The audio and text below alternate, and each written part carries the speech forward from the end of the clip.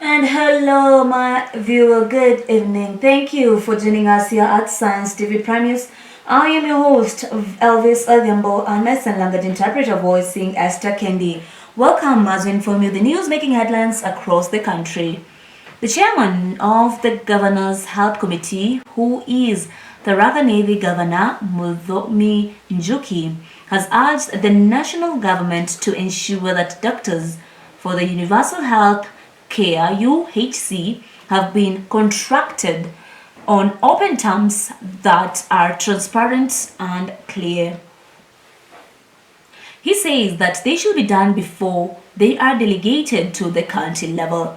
Speaking in Maritmati Level 4 Hospital, Governor Njuki says that during the COVID-19 pandemic, the doctors' contract details were not stipulated, insisting that before the starting of the moving of doctors to counties, the doctors should be paid by the national government before being given to the counties.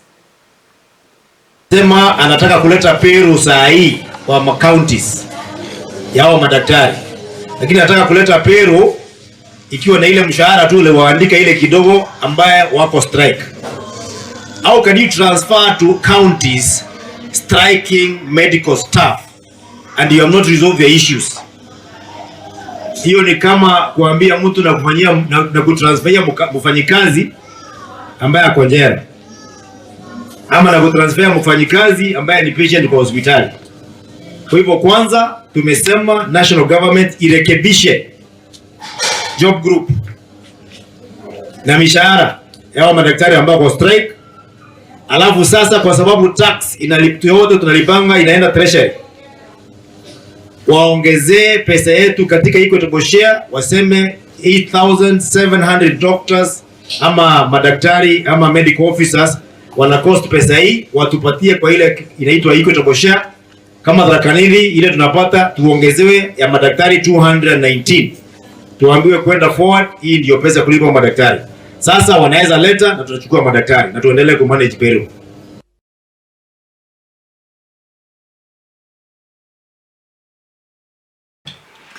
The move by the government to gazette the migration of families who live in flooded areas of Tana River County has left people wondering where to move.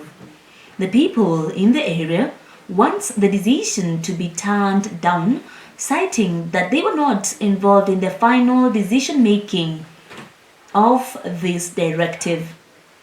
The government now wants to prevent the people from accessing the area, saying that it is a place for herding cattle during the drought season. The government fears that Tana River can break its bank and enter people's residence and sweep away people and property, as it has been happening in the past years. The people living in the area says they have not been given any place to refuge by the government, as the place is now under government watch and security and has been deployed to the area to force people to be put out. Hatuna mahali ya kukaa, na huko kwenye tunakimbilia kuna watu huko. Tumeona nini silaha kubwa kubwa huko, na sisi tunaogopa. Hatujui tuende wapi. Tumepewa hizi amri ya kuwa serikali imesema huko si kwetu, sisi tusikae huko. Leo wakisema wao imekuwa protected area, na tukiangalia zile sehemu ambazo wametaja ambazo zimekuwa protected area, haifiki hata maili 2 na hapa kwa vijiji zetu ambao tunaishi. Si ina maana kwamba tumewekewa kizizi, tumewekewa tundu, tumewekewa yani tumezingirwa mahali ambaye huku ni mtoni na huku ni protected area, kiwango ambacho kama jamii tumekufa tukiwa hai. Leo hii wakatuambia sisi hii area ni protected, sisi kazi zetu chakula tutotoa wapi? Watoto wetu tutawafundisha vipi? Familia zetu tutazikimu vipi?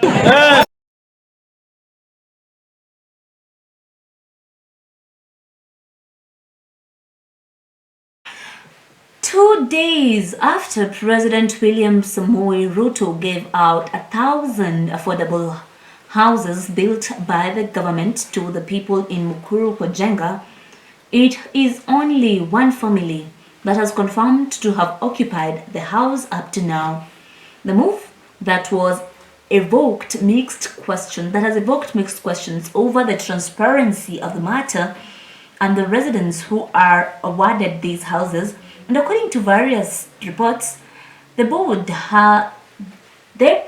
that is managing the houses has played down claims that amongst those people who are given these houses are not residents of Mukuru kwa Jenga.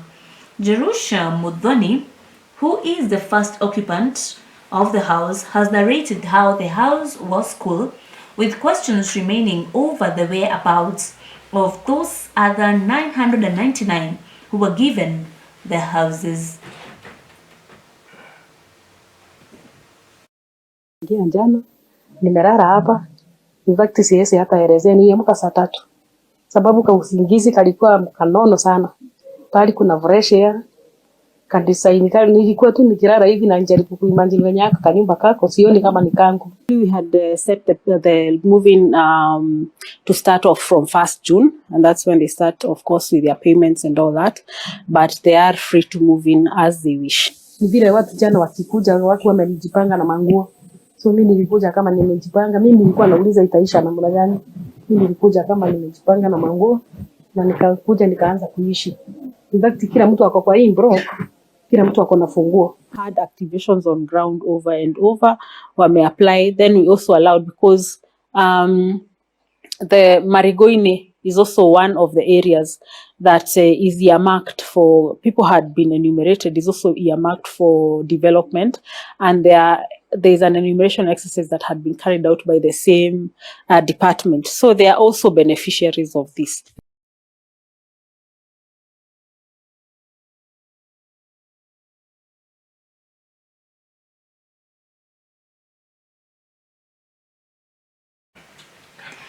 The members of Machakos County Assembly have accepted to return back to their normal committee meetings after Speaker of the County Assembly and Kuya suspended the meeting until a further notice. The majority leader of the County Assembly, Nicholas Nzokia, has said that the principals of the Assembly gave the Secretary mandate to stop Assembly session and not the Speaker in this matter.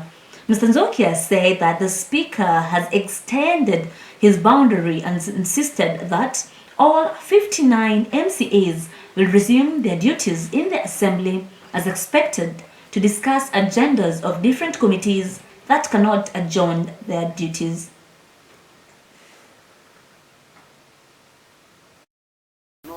Has no legal basis of suspending assembly committees. Standing order number 160 and standing order 161 mention how committee sitting, the procedure of holding a committee sitting.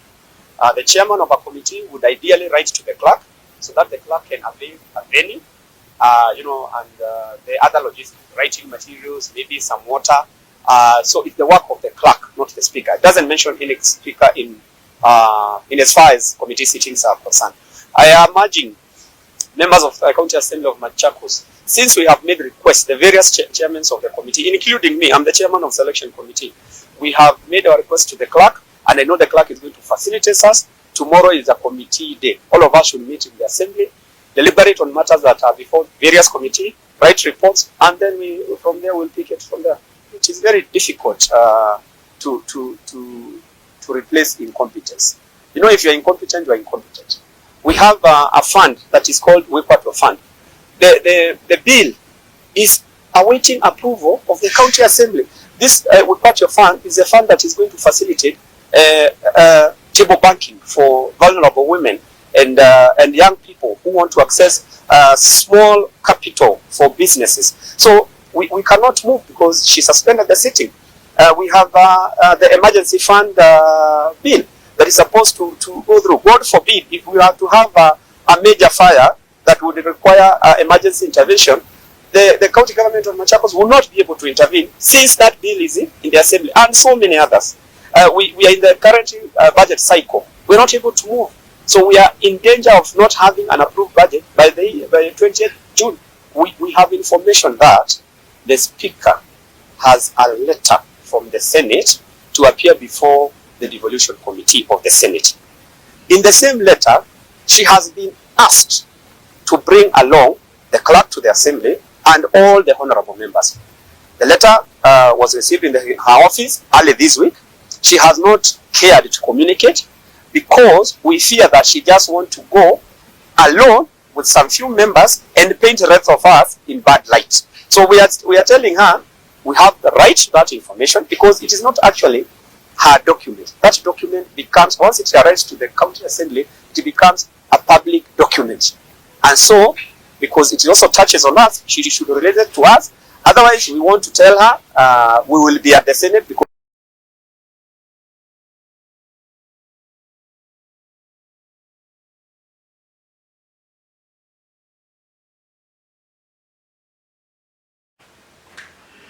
Six suspects in the murder of Catholic priest Father Elizabeth in Tot, Marquette East. The father was in the place for peace restoring mission, and police now says that the incident does not involve banditry in the action in the area.